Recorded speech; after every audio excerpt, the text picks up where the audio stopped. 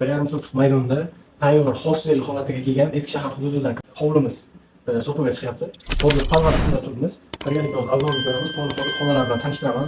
Barchasi tayyor holatda, eshik derazalar qimmatlar qo'yilgan. Hozir birgalikda qani obzorni ko'ramiz. Eshikdan kirishimiz bilan xuddi shunaqa prixoshya kutib oladi bizani. Kiraverishda stroyniy shkaflarimiz mavjud. Devorlarimizni ko'rib turganingizdek aboy qilingan. Bu bizada birinchi xonamiz bo'lyapti. Bu etajda bizda 3 ta xona bor. Xonalarimiz barcha mebellar qilingan, patologlariga ham e'tibor beringlar. O'zgacha did bilan qurganlar ekanmiz. Bu videoni hostel biznes bilan shug'ullanmoqchi bo'lgan tanishlaringizga yuborib qo'yinglar. Manfaatli bo'ladi. Xo'p, keyingi xonani ko'radigan bo'lsak, bu bizda studiya qismi bo'lyapti. Patologlarimizga e'tibor beradigan bo'lsangiz, gipsokartondan chiroyli ishlov berilgan.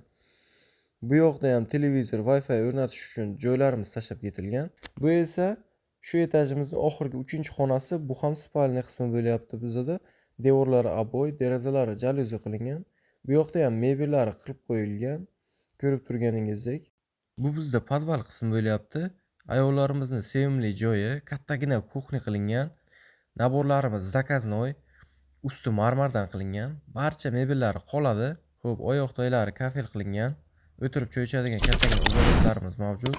Devorlarga moslashtirib, shkaflarimizni ham tayyor qilib qo'yganlar ekan. Xo'p, devorlarimizda havo aylanishi uchun vitishkalarimiz qo'yilgan. Wi-Fi televizor uchun joylar tashlab ketilgan. Montaj holati tayyor. Bu etajimizda ikkita katta razdelniy sanuzel qismimiz ham mavjud. Kir mashinka va sushilka qo'yish uchun ham joylarimiz mavjud. Kattagina joy. Xo'p, bu yog'i vanna qismi ham kattagina. Parelka uchun joyimiz ham bor. Oyoqdagidan patologgacha kafel qilingan. Ko'rinib turganidek.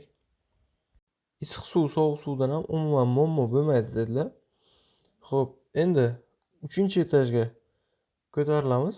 Zalgacha chugunli batareyalar o'rnatilgan.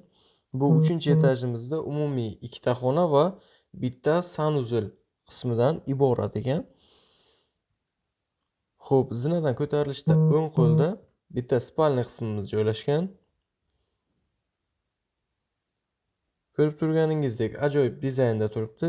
Ikkinchi xonamizni ko'radigan bo'lsak, mehmonxona bo'lyapti biz uchun. Stol sullari qilingan, devorlar aboy, derazalar jaluzi qilingan.